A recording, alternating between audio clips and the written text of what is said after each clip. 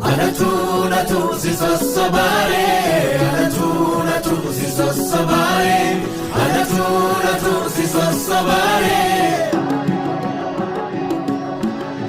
anatu sisasabare, anatu sisasabare, anatu sisasabare.